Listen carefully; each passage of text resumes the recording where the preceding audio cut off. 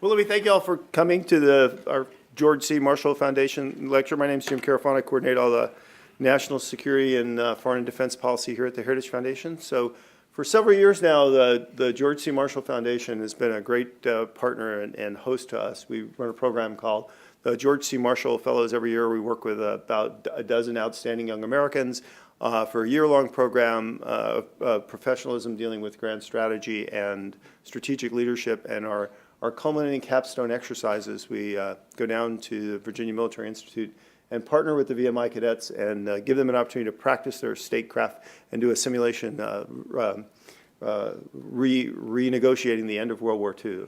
So we simulate the Yalta Conference. We've done it several times now. Every year, different countries come out on top, and but we still get a Cold War anyway. So my duties here are brief and simple. So if you have something that buzzes, beeps, yells, screams, plays La Cucaracha, you should turn it off and silence it now. The general did say he would take questions at the end. So hopefully we've got a microphone somewhere. So if you have a question, if you would, he'll recognize you after his remarks. And if you'd wait for the microphone, which hopefully will show up, and just kind of state your name and affiliation, that'd be great. And then we'll do a Q&A, and then we'll call it a night. So my job is to introduce Rob Havers, who is always the gracious and wonderful host for us when we come down to VMI, and we so appreciate that, to be in this amazing building down there at the library and the history and the memorabilia. It's just an amazingly awesome setting for our simulation. He is the president of the Marshall Foundation and an accomplished scholar, author, and public speaker. He graduated from Queen's Mary College at the University of London with a bachelor's degree in history and politics, the London School of Economics and Political Science, and modern British history, and Pembroke College and the University of Cambridge. With his PhD, he's written several articles and books, so he's not only a great administrator, and he's also a distinguished scholar in his own right. And his book on reassessing the Japanese POW experience was published in 2003 and subsequently republished in 2013. So Rob, I'm going to turn the dais over to you.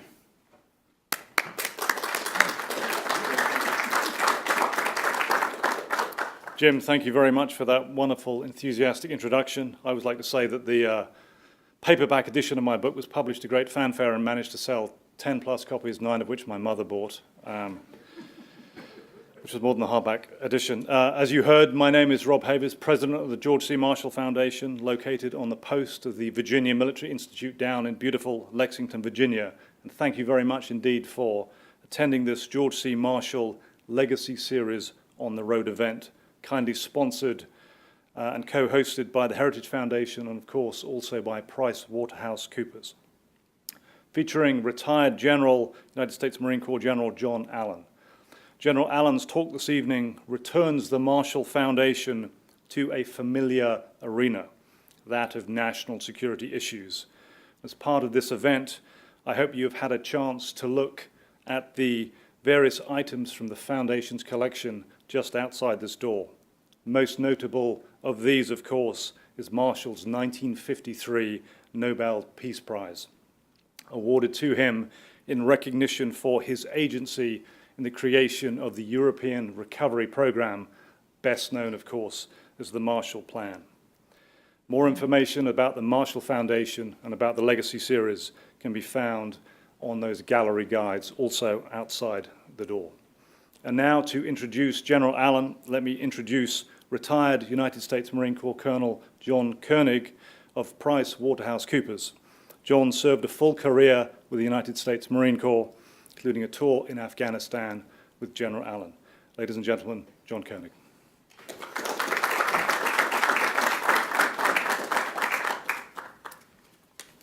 I will be brief and I will be gone. Thank you for having us here this evening. PricewaterhouseCoopers is very happy and excited to be able to support this. And my thanks to Dr. Carafano and Dr. Havers for allowing us to support this event. As one of the world's leading professional services organizations, I'm a stand-in tonight for a gentleman by the name of Tom Modley, who is our global government defense leader.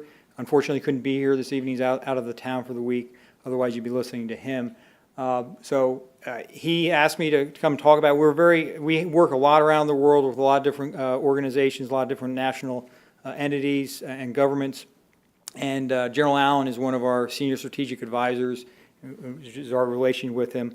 I have a more personal relationship with him. I'm not going to go on and on about his resume. You all can read the program. A slight correction, I actually served with him in Iraq, and I think tonight you will find that he will live up to your expectations.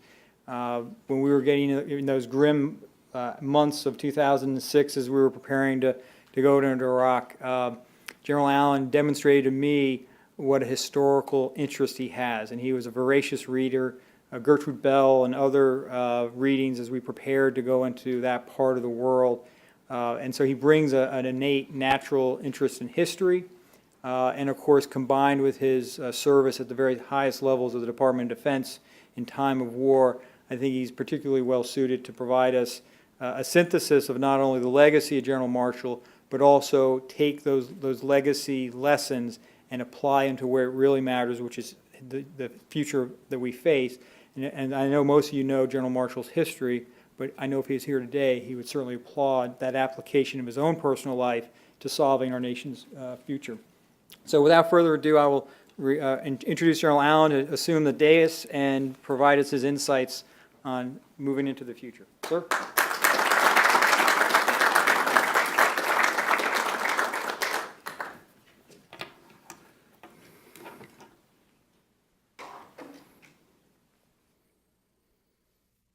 Well, this talk follows a portion of the Marshall legacy, which is entitled, in this sequence of events, Let's Get a Move On. And I want to thank the Heritage Foundation and Dr. Carafano, and the Marshall Foundation and Dr. Havers for permitting me to do this evening, and of course thank PwC for its sponsorship. I have to tell you, with respect to the foundation, the Marshall Foundation, as a Virginian, born at Fort Belvoir, but raised down the street in a little town called Warrenton, with a family deeply embedded in the Shenandoah Valley for a couple of hundred years, daughters who went to James Madison and Virginia Tech. I had this ambition at one point that I would someday have the great honor of being a professor at VMI. Sadly, VMI outgrew me. But someday I hope to spend a little bit more time down there, and certainly the Marshall Foundation on that yard, on that campus, is a great, great resource for our historians in the world today. John, thank you for that introduction. John was my G5 in the Al-Anbar province of Iraq during the most violent year of the war, as was Jim McGinley, who was one of our terrific Marine colonels who provided both assistance and advice to me on a whole variety of subjects, and to see them both here tonight is a great honor for me, and it's wonderful. I can't thank you both enough.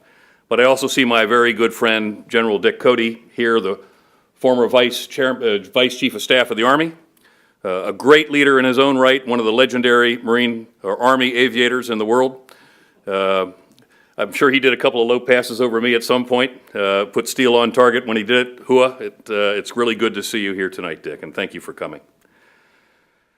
What I'd like to do this evening is to talk about a number of I think, really important issues as time goes on. The Marshall Foundation, with this vision of these conversations, I think is doing very, very important work in preserving the legacy of one of this nation's greatest military and civilian figures. George Catlett Marshall would guide much of the effort of World War II and would become one of the most trusted advisors of the President of the United States. In retirement, he would serve his country again in a civilian capacity, both as the Secretary of State and the Secretary of Defense, and was the principal force, as Dr. Havers said, behind the Marshall Plan, one of the defining characteristics of the era of containment of the Soviet Union. And that plan would be, in many respects, one of the principal forces that would shape and would decide the outcome of the Cold War. He would be defined by his moral courage, his brilliance, and his vision, and as a special envoy to China, and I have learned that being a special envoy to anything is often fraught, he sought to bring some form of reconciliation to Chiang Kai-shek and Mao Zedong as China slipped from the influence of the United States and the West at the end of World War II. Though this reconciliation was not to be, it would shape his thinking about the challenges emerging in the post-war world, challenges which he correctly foresaw would dominate the security environment for a generation or more. And I thought a lot, and a great deal, about General Marshall in the last few years. And while I commanded the Afghan theater, I remember marveling at the manner in which he could orchestrate the strategic and materiel assets and the strategic needs of a nation at war, and win a war, the enormity of which we barely can find words to describe today.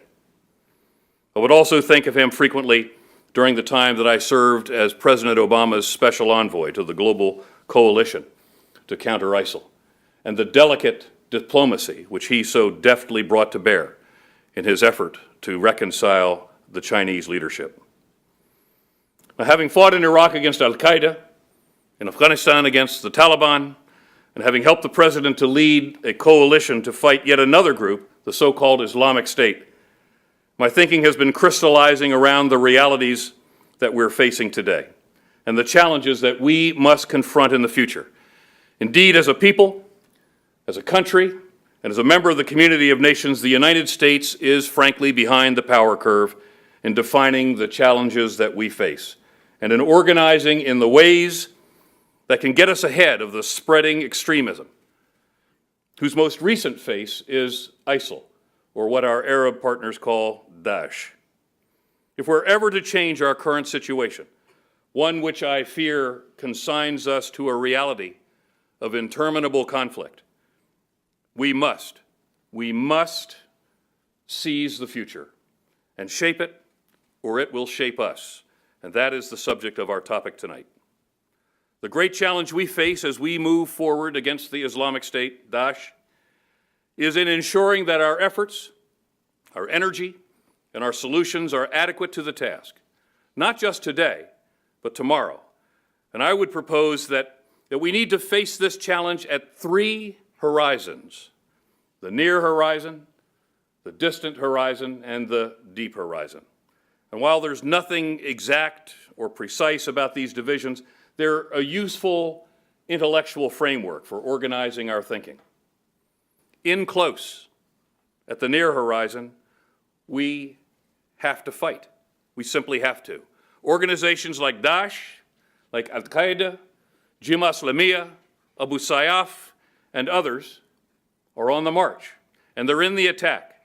And as we face these groups over time, they are becoming more sophisticated and more capable. The Islamic State is more capable than al-Qaeda because it's adapted contemporary technology to link relatively disparate and far-flung extremist and increasingly criminal elements in ways that al-Qaeda didn't or couldn't. And so this threat is more pervasive, it's more connected, it's more networked and lethal. And we must defend ourselves from moment to moment at the near horizon and those who cannot resist. And where we can, we need to rescue those that are living under this horror. So to that extent, and sadly from long experience, we've learned that these groups must operate in three broad spheres, which are commingled and which must be engaged simultaneously: the physical sphere, the financial sphere, and the information or cyber spheres. And it is, to that extent, in these three spheres that we're engaging Daesh today. Now, in the physical sphere, our efforts are paying off in Iraq and Syria. But the process is slow because we've chosen to work primarily through indigenous forces. And this is complicated, frankly, by political realities at the local, regional, and international levels. In the financial sphere, where Daesh initially made substantial gains in self-sufficiency, we're shrinking their financial space and reducing options and sustainability. And concurrent with these other activities in these other spheres, we're also contesting Daesh's efforts in the information space. And here, ladies and gentlemen, here may be the decisive battle space. For Daesh rides on a set of ideas, ideas that capitalize on and feed the factors that radicalize vulnerable and key elements of vast populations, reached through the skillful leveraging of modern information technology in ways we've never seen before. Defeating ISIL in the physical sphere will never end this struggle. To defeat this group, and what will be, I believe, an unceasing succession of these groups, we must kill the idea of ISIL as a solution, and we must address the conditions that give centrality to the idea of radicalization and form to these abominations. Interminable conflict, ladies and gentlemen, simply cannot be the solution in dealing with Daesh and the other mutations of this extremism. We must also embrace a deep vision of the future.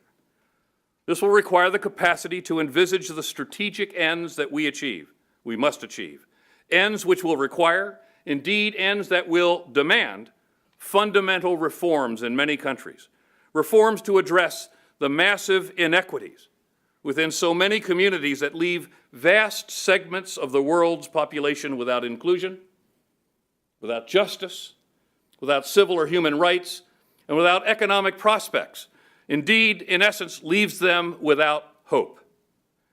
These communities are increasingly characterized by an emerging youth bulge.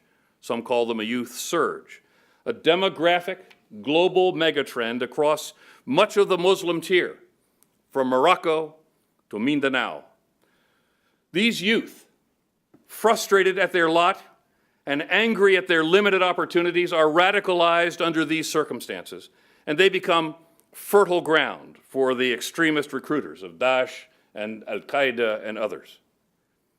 In the distant future, beyond the horizon of what we have to do to defend ourselves today, perhaps 15 years from now, we will need to take collective action to strengthen and to build resilience into key fragile states under assault today.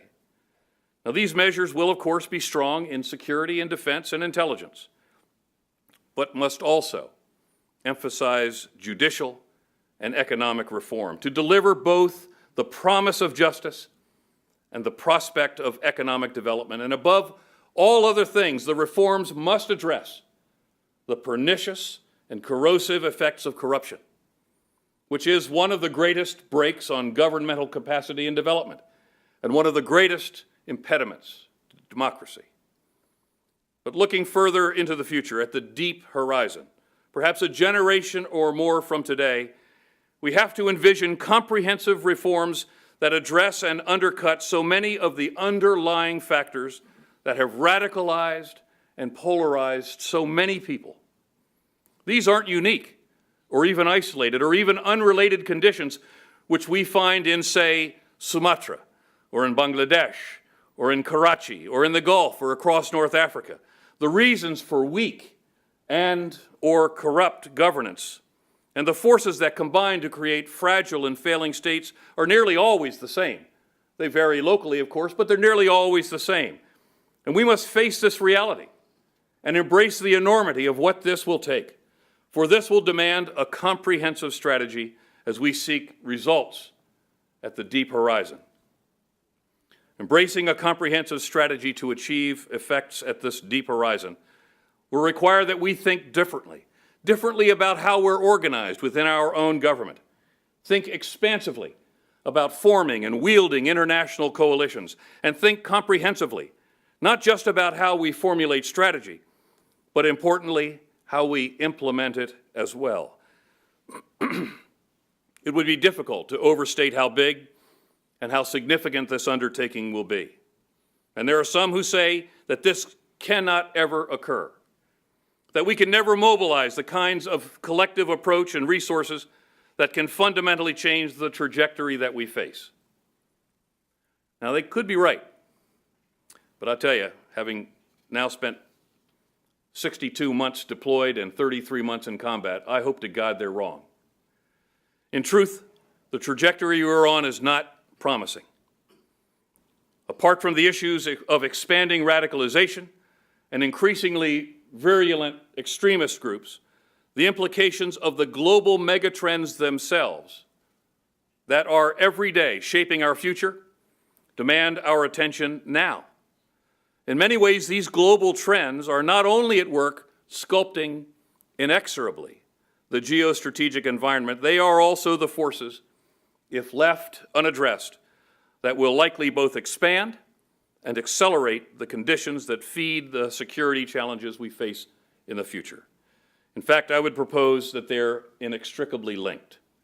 Our success will ultimately require that we account for the one while we actively treat the other. And while I'll discuss these trends briefly over the next few minutes, they're normally considered to be 5 in number. The migration of wealth from west to east, major demographic change, rapid, uncontrolled urbanization, the emergence of technology, and climate change and resource scarcity. For example, wealth is moving away from the regions most in need of help. And the demography out to 2050 does not favor the developed or developing world, whose populations will age, will stagnate in numbers, and or will shrink, while those populations in the developing world grow. And that segment of the population growing the fastest is that between roughly the ages of 15 and 29, whose expectations for good governance, individual justice, basic human rights, and economic opportunity will be increasingly frustrated. To illustrate the magnitude of this, each year, approximately 121 million adolescents reach the age of 16. 89% of them, 90%, are located in developing regions in the world. In employment alone, their economic prospects, and most of those who want to work, will be dire, and they will not be able to find it. So to that extent, the Arab Spring, the so-called Arab Spring, was, I strongly believe, but a harbinger of the future. And I think it's useful at this point to take a moment to review what the Arab Spring was and what it was not. First, what it was not. It was not a widespread religious upheaval. Now, I was at the Central Command at the time as the deputy, and as we watched this conflagration unfold across the region, burning its way across North Africa towards us in the Middle East, we found through our intelligence resources that Al-Qaeda was caught flat-footed, as flat-footed as everyone else, by the spontaneity of the upheaval.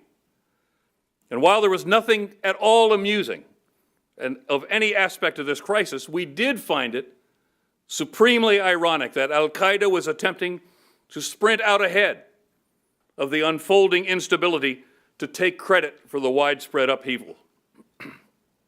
Few were fooled by this ploy, and few were convinced that Al-Qaeda was at the center of the causal factors.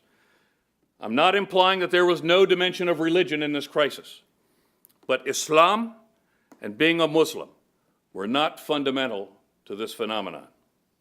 What the Arab Spring was, and remains, was the result of a confluence of myriad, festering, unresolved, or simply insoluble generational factors.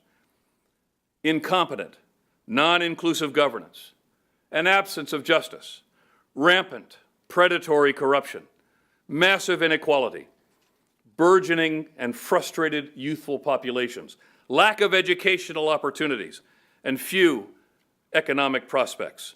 And in one form or another, each of these factors was at work on that day in December 2010, when the young Tunisian husband and father, Mohamed Bouazizi, dispossessed of his livelihood by corrupt local officials, and utterly frustrated and despondent with his lot in life under a pervasive Tunisian tyranny, poured petrol on himself and lit himself aflame, an act that figuratively and literally set the region ablaze.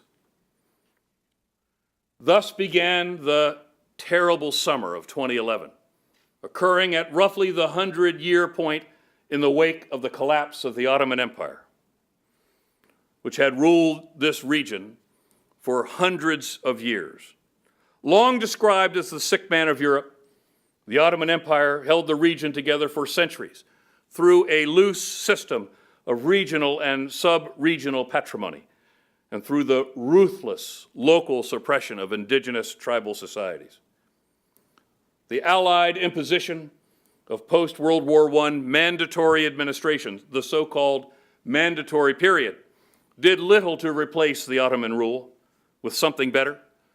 Indeed, one imperial rule was largely and essentially replaced with another, except that the new rulers, the Europeans, had little real experience in the region and even less capacity to understand and to shape the dynamics than had the Turks. So as the conflagration of 2011 engulfed the region, one dictator after another went down, while by and large the monarchies, air quotes, the monarchies held together. The dictatorships folded largely because of the inherent fragility of their systems, preventing, as they did, the normal evolutionary social venting that accompanies the effects of modernity and the development of political institutional maturity and viable political opposition parties.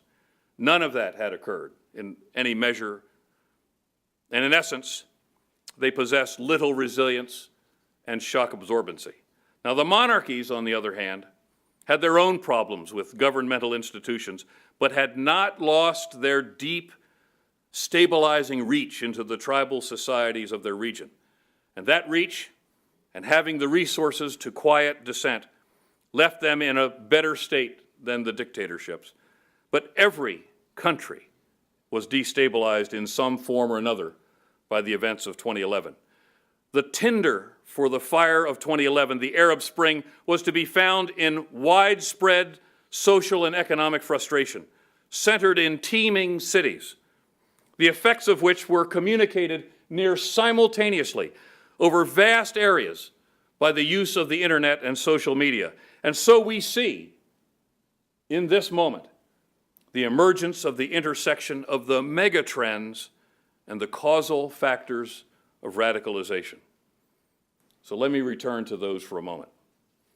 Urbanization will be one of the greatest challenges we face and is increasing rapidly in both scope and velocity.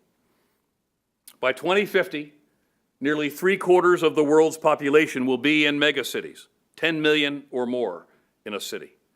Already 20% of the world's population lives in one of 27 megacities around the globe. And these teeming cities will be harder and harder to govern and to sustain as infrastructure is stretched to the breaking point and the masses of the poor will shelter in what are already becoming known as mega slums, no-go areas existing essentially beyond the writ of national or regional or even municipal governments and locally governed by criminal or extremist non-state actors. Military planners are already beginning to use the term feral cities, wild cities, to describe what this extreme could be. And it will get hotter today. This summer is the hottest on record. Last summer was the hottest on record before that. And that heat will complicate and enrage weather patterns, and we've seen it throughout our summer, will enrage weather patterns essential to agriculture. And resources, now already scarce like water, will become a cause for war, casus belli. By 2050, with a global population more than 8 billion people, we will need 50% more energy, 40% more water, and 35% more food. And finally, the rise of technology, which carries such incredible promise for all of us, will also create the means to network in nearly completely secure communications the angry, disenfranchised, and radicalized masses in ways that will likely outstrip the capacity of less sophisticated or impoverished local governments to compete. And let me add, I spent a lot of time in Europe on this issue. Even our European partners are finding that the terrorist elements in that part of the world are coming to the game better equipped with command and control and better equipped with weapons than even first responders do in relatively sophisticated Western Europe. And finally, if it's even recognizable at all, by 2050, the rules-based system of global intercourse, the system that brought us stability and prosperity out of the ashes of World War II and the aftermath of the Cold War, will be sorely pressed to account for the realities of these megatrends. And we're seeing already this outcome with a resurgent Russia and an increasingly assertive and even muscular China.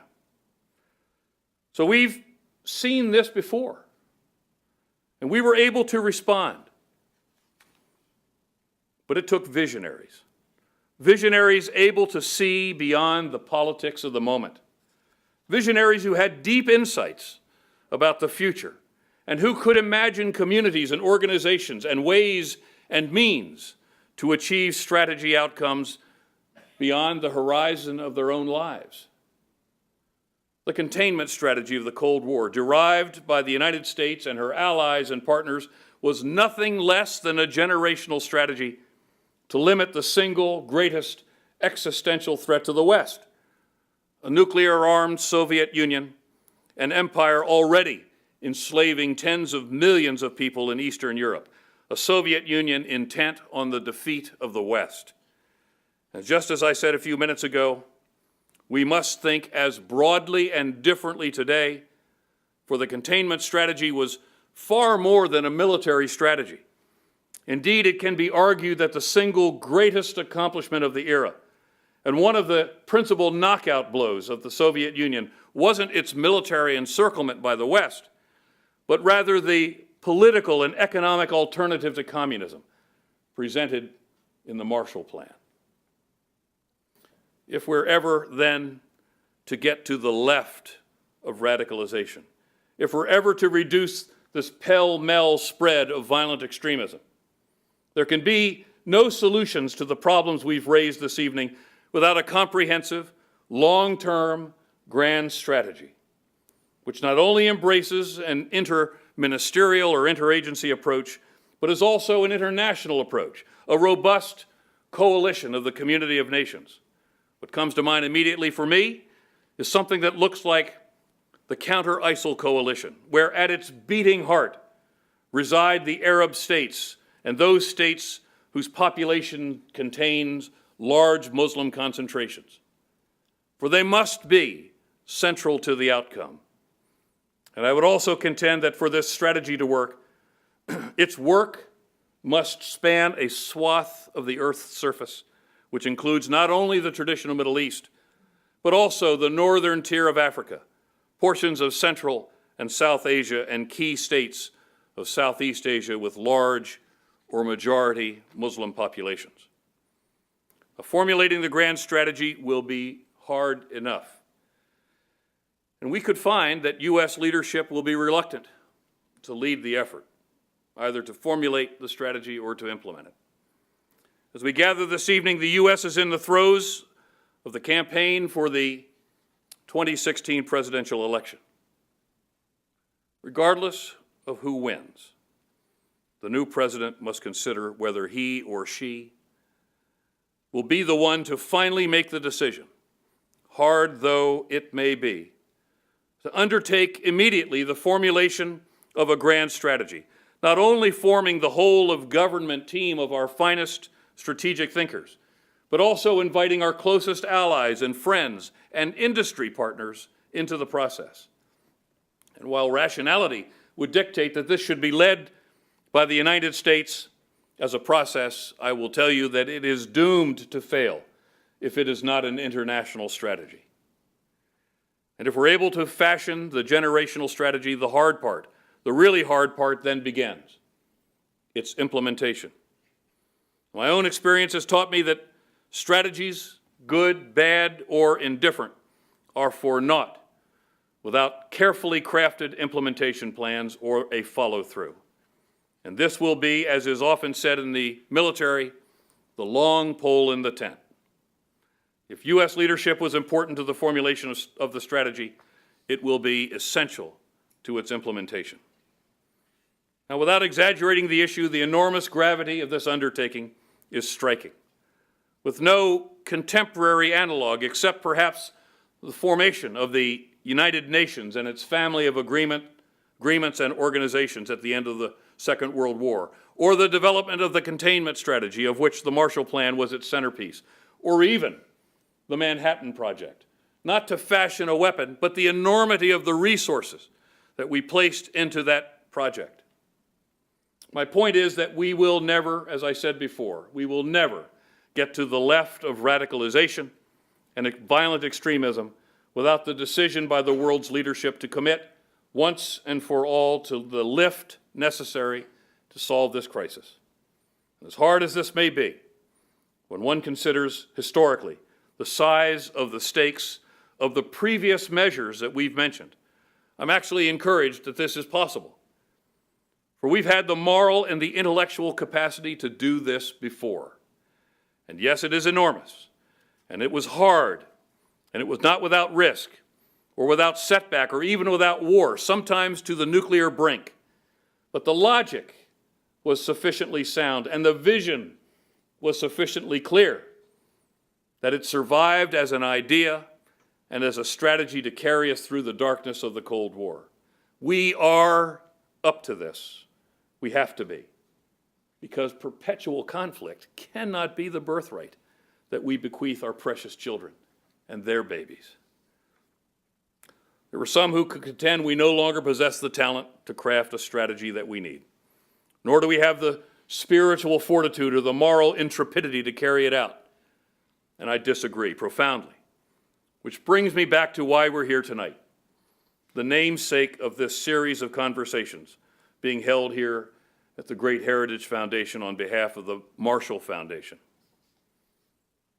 In 1947, in describing the Marshall Plan before an audience at Harvard, George Marshall would offer the kind of view to shape our thinking today, and we should take heart in the words of someone who blazed this trail before us. And he would say, quote, "Our policy is directed not against any country or doctrine, but against hunger and poverty and desperation and chaos. Its purpose should be the revival of a working economy in the world so as to permit the emergence of political and social conditions in which free institutions can exist. Such assistance, I am convinced, must not be on a piecemeal basis as various crises develop. Any assistance that this government may render in the future should provide a cure rather than a mere palliative. Any government that is willing to assist in the task of recovery will find the full cooperation, I am sure, on the part of the United States, and any government which maneuvers to block the recovery of other countries cannot expect help from us. Furthermore, governments, political parties, or groups which seek to perpetuate human misery in order to profit therefrom, politically or otherwise, will encounter the opposition of the United States." So ends his quote. We've seen this before, and we've done this before, and this is a huge lift. But I believe we can envisage, and we can fashion, and we can implement the kind of long-term grand strategy necessary to address this crisis. Indeed, from my own perch and my own experience, I would also contend that finding that solution is no longer optional. As I said in the title of this talk tonight, we must seize the future. If not for us, and for our children, and for my grandson and his peers and their children. It will take that long, but it has to start somewhere. So let it start now, and let it start with us. Thank you, and may God bless America.